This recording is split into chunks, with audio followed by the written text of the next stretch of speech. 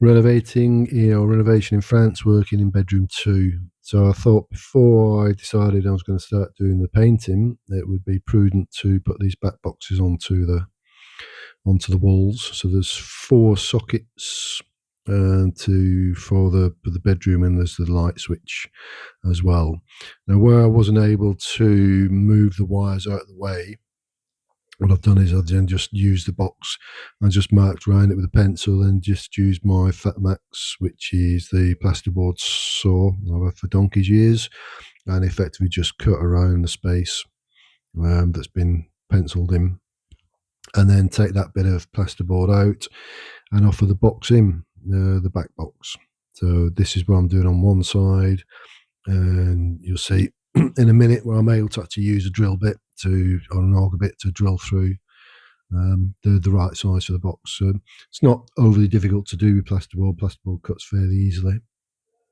So there you can see, just sort of traced around the box itself, just see if it fits. You might just need trimming up a wee bit, but it seems to be on and going all right, not too bad. And then you've got a couple of clips, top and bottom, that you just tighten up, and that'll then hold the back box in place. And then the screws on the left and right hand side of the box for tightening up the actual socket when it's put in place. So I did have a bit of an issue with some of these boxes. The clips, if they were set too far back initially when they went in, you tended to find it sort of came loose, and then you were turning and it just wasn't tightening up at all. So it was a question of just taking the box back out and just retightening the clips ever so slightly so that they can't come loose. So you can see there, the clip itself has just come loose, and it will just turn and turn and turn, and obviously it won't tighten up. So all I did was fairly easy fix, just tighten them up ever so slightly into sort of the groove that holds the clip, and with that then it can't come free once you've offered it into the space. Bit of jiggery pokery, but it worked in the end. So like I said, just tighten that up, then put it back, offer it back in, same place, just push it in one bit then the other, and then just tighten up. And then that's a box that's in place. The electrics are ready to be connected up at a later stage once the painting's finished, and the sockets can be added, and then the power can be put on into bedroom 2. So spent a few minutes sorting out these, and then where I was in a position where I was able to use the auger bit. Obviously, it's much easier. Push the wires out of the way, so push them back into the back of the wall there, and then just very, very carefully, slowly drill through, making sure you don't damage the cable as you're going in. So I'm being a bit prudent there. It's more or less all cut through, and it just wants a tiny bit of easing out with the Fat Max plasterboard knife, which is what I do. You could obviously, when you're fitting the plasterboard initially, you could, if you know where your table's going to be going, I could have done this prior to putting the plasterboard in. It doesn't make a lot of difference, I don't suppose, either way. But then that's that done, and then again, just obviously that cut a wee bit easier, a little bit less hassle. And then same thing again, just tightening up the clips ever so slightly so that they can't come free. One or the other can't come free when it's offered into the space. And then work out which, because they've all got sections on the back boxes that you can just take off to allow the cable to pass through. To just work out where I'm going to run it through for sort of bottom right hand side one that's going to happen, and then push the cable through, and then offer the box in exactly the same as before, and then just tighten up the screws top and bottom, and that holds the box in place. Then means that I can then paint around. Doesn't matter if you get a tiny bit of paint on the edges of these back boxes, because you're never going to see them anyway, because they're going to be covered with the new sockets that are going to go in place. But with that, then everything's nice and neat and tidy. I did put sockets in bedroom one because I'm using that room to sleep in during the week, and obviously I needed power and everything else. And I just took off the sort of the frames of the sockets, and just was a little bit careful when I'm painting around them. So I've got my back boxes in place now, and I can crack on with the beige, which is what I've chosen for this room, the bedroom two, just because it kind of, I think it's quite nice. It complements the chimney stack, which is sort of goldeny coloured, old render, and I didn't want anything that's going to clash with that.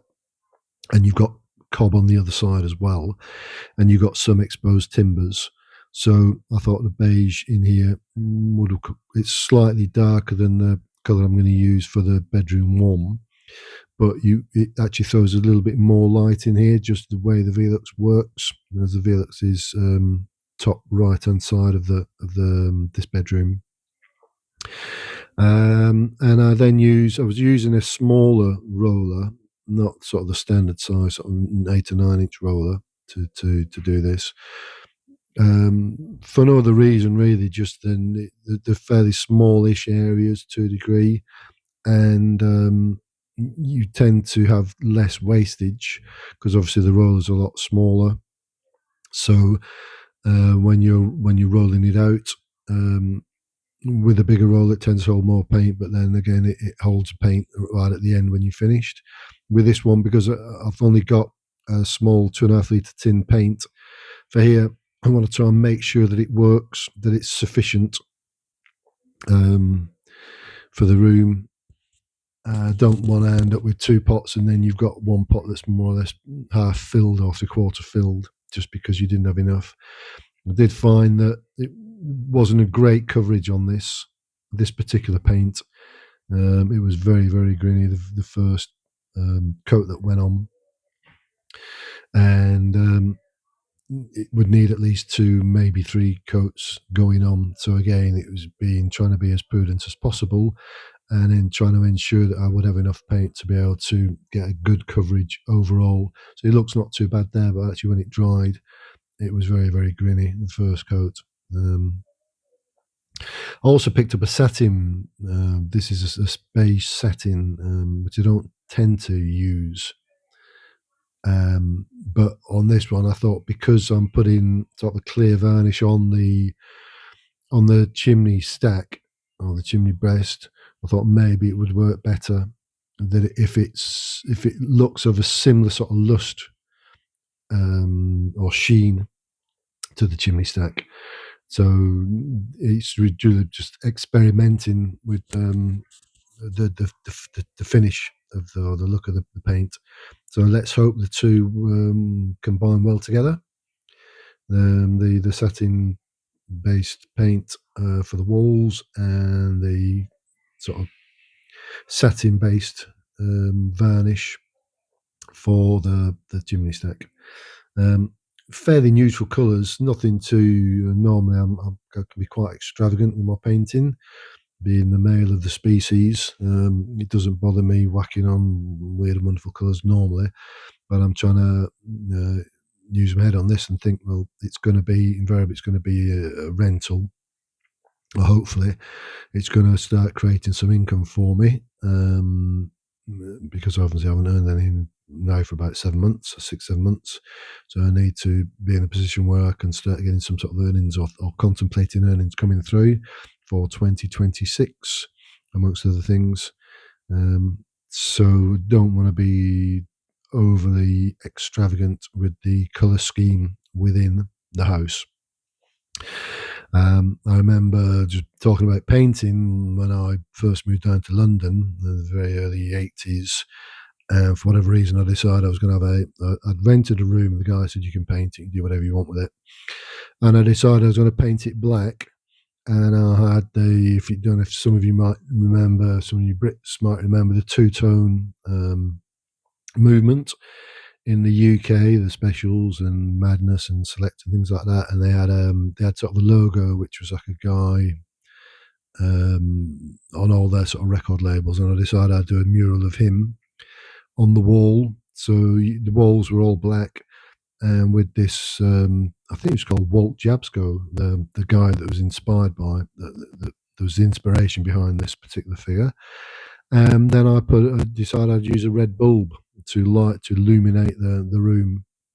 And I remember my mother visiting for the first time, and she burst into tears when she saw the bedroom. So, oh, Michael, what have you done, son? What have you done? In her lovely Scottish accent. So this isn't going to be anything wild like that. It's, like I say, keep it fairly neutral, trying to keep it as traditional as possible, trying to get it something that's going to work in quite well with the rest of the house. Anyway, we're at the end of this video. Hope you enjoyed it. Hope you'll like and subscribe, and please leave a comment. What do you think of the colour?